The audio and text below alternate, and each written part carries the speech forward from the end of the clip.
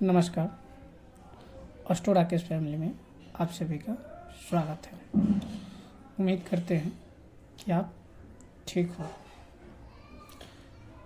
आज के वीडियो का जो टॉपिक का चर्चा है, राहु केतु का फलादेश कब अच्छा होता है। हम यहाँ एक लग्न ले लेते हैं जिससे कि समझना आसान होगा। तो हम यहाँ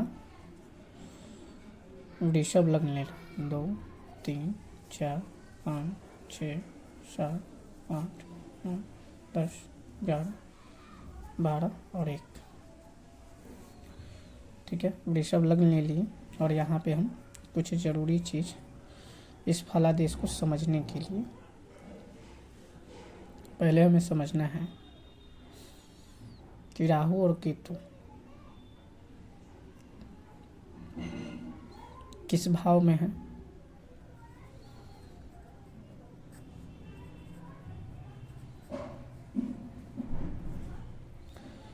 फिर राशि में देखेंगे,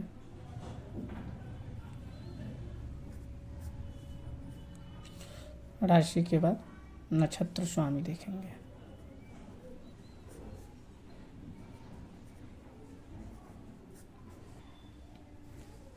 राहु 2, 3, 6, 7, 10, 11 इस लग्न में अच्छा फल देते हैं। जैसे वृषभ लगन का हो, मिथुन लगन का हो, कन्या लगन का हो, तुला लगन का हो, मकर लगन का हो या कुंभ लगन का हो। ठीक है,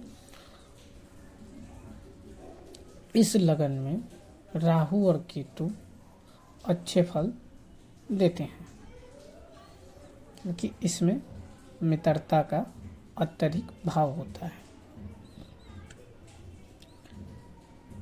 मान के चलिए कि यहीं पे शुक्र है, शुक्र के साथ यहाँ केतु बैठे हैं, तो ये जो फलादेश होगा दोनों ही राहु और केतु के लिए सेम सूत्र होगा। ठीक है, एक एक करके उदाहरण मैं दे दूँगा। तो ये जो है अति उत्तम फल मिलेगा। कारण है कि यही शुक्र अपने नीच राशि में बैठे रहते हैं तो बेहतर फल नहीं मिलेगा। शत्रु से पीड़ित हों तो फल नहीं मिलेगा। तो कभी भी राहु केतु जो है जिस घर में बैठते हैं उस घर में जो अंक लिखा होता है, उस अंक के जो स्वामी होते हैं उन्हीं से उनका बल होता है। तो जो अंक लिखा होगा उस अंक के स्वामी किस स्थिति में बैठे हैं यह देखना सबसे पहले जरूरी है। अगर वो अपने घर में बैठे हैं तो अच्छा है, उच्च में बैठे हैं तो अच्छा है। अगर यहाँ गुरु के घर में आके बैठते हैं तो अच्छा नहीं होगा, जो है अच्छा होता है। वैसे ही केतु के लिए भी ये लग्न जो है अति उत्तम का होगा। अब राहु का अच्छा फल जो है सबसे ज़्यादा अगर मिलने का जो घर होता है वो उपचय हाउस बोला जाता है। जैसे कि तीसरा घर, छठा घर, 10वां घर और 11वां घर, इनमें अगर राहु बैठे हों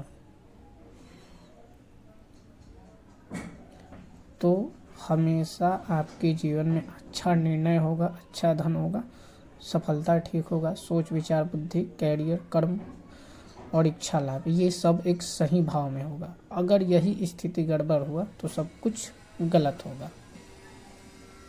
कि बुरा कंडीशन ज़्यादा होने का रीज़न जो होता है दूसरा घर, 8वां घर और 12वां घर, इस घर में राहु केतु अगर बैठते हैं तो बहुत अच्छा फल नहीं मिलेगा। ठीक है। विशेषकर पहले राहु के लिए समझिएगा, दूसरा 8वां और 12वां घर ये ठीक नहीं होता राहु के लिए, लेकिन केतु के लिए ये घर ठीक होता है। केतु के लिए 8वां घर जो है बहुत शुभ माना जाता है, इसमें अच्छा फल केतु देते हैं। लेकिन एक 6, 8, 12 का जो संदेह शंका भाव रहता है कि उसमें कैसा फल मिलेगा, तो 6, 8, 12 में अगर देखा जाए तो सबसे ज़्यादा अगर बुरा कंडीशन राहु का होगा तो दूसरा घर, 8वां घर और 12वां घर, ठीक है। और यही तीसरे, छठे, 10वां और 11वां में अच्छा फल में। वैसे ही केतु का जो है सिर्फ और सिर्फ बुरा कंडीशन जो है 6ठा में रहेगा और 12वां में रहेगा, ठीक है। 6ठा और 12वां में रहेगा, लेकिन 8वां घर जो होगा बहुत अच्छा होगा उनके लिए। 9वां घर केतु के लिए अच्छा होगा, ठीक है। 10वां घर अच्छा होगा, इसलिए क्योंकि केतु के लिए जो शुभता का ज़्यादा फल अगर मिलता है तो शुक्र, बुध, शनि, गुरु के साथ रहता है। तो इसलिए जो है 9वें भाव में अगर केतु बैठे हैं और गुरु साथ में हो तो बहुत अच्छा होगा।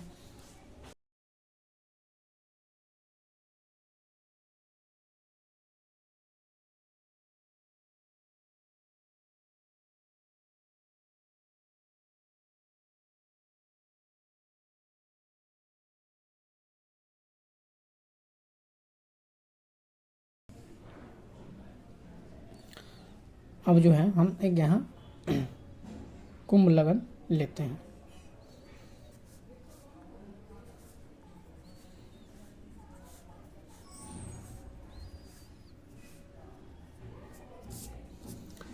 कुंभ लगन है, शनिदेव जो हैं नीच के बैठे हैं,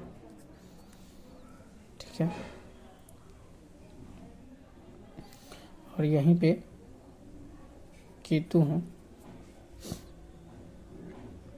तो केतु यहाँ है। अब शनिदेव जो है नीच में बैठे हैं, तो ये जो है फल केतु गड़बड़ देंगे, अच्छी स्थिति का नहीं देंगे।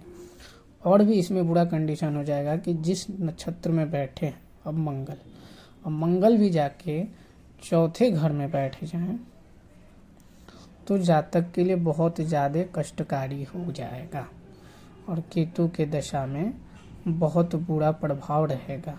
वैसे ही आप यहाँ राहु को रख लीजिए, ठीक है।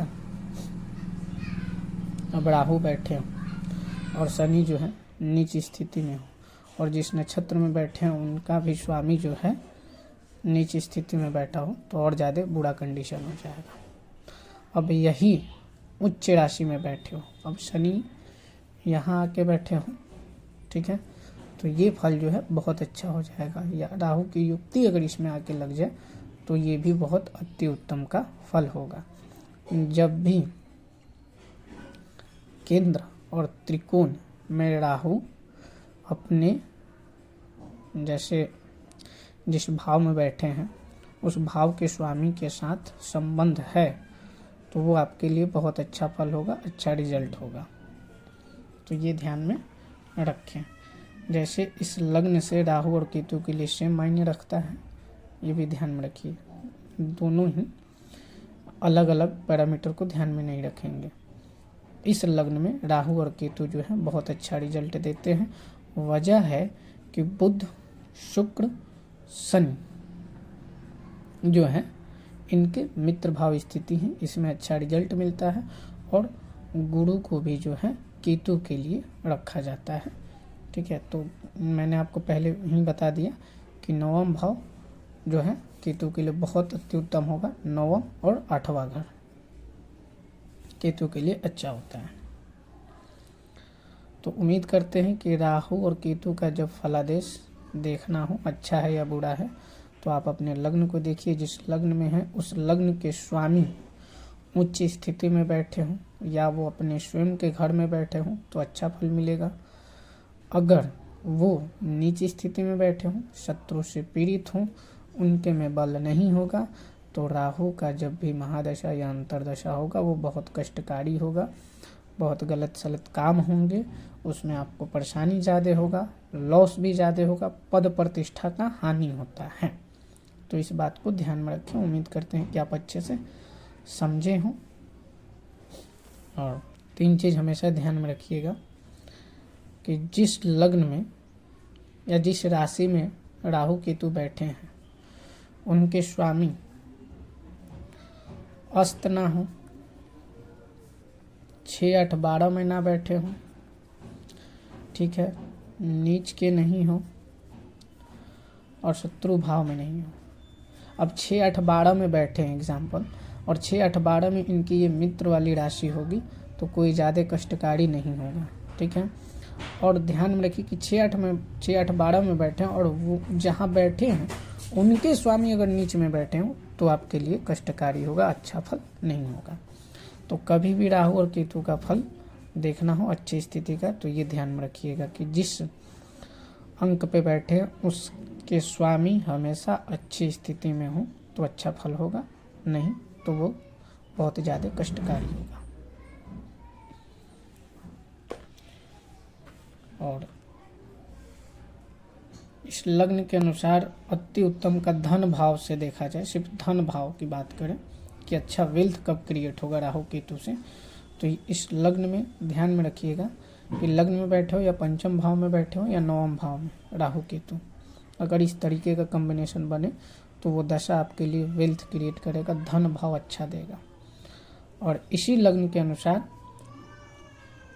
दूसरे घर में और लाभ भाव में बैठे हों तो महाधनी योग का बहुत अच्छा रिस्पॉन्स मिलता है। तो ये जो हाउस अभी मैंने लास्ट में बताया है इसे ध्यान में रखिएगा कि जो हमेशा जातक अपने लाइफ में सोचता है कि मेरे जीवन में राहु और केतु का दशा कैसा जाएगा, क्या वो धन देगा या कष्ट देगा, तो ऐसी स्थिति बना रहे इस लग्न को मिलाइएगा, ठीक है। अगर ये लग्न होता है तो दूसरे घर में और 11वें घर में बैठे हों तो अच्छा फल मिलेगा, या पंचम में लग्न में और नवम में बैठे हों तो ये दशा आपके लिए अच्छा होगा और बेहतर रिजल्ट होगा। नमस्कार।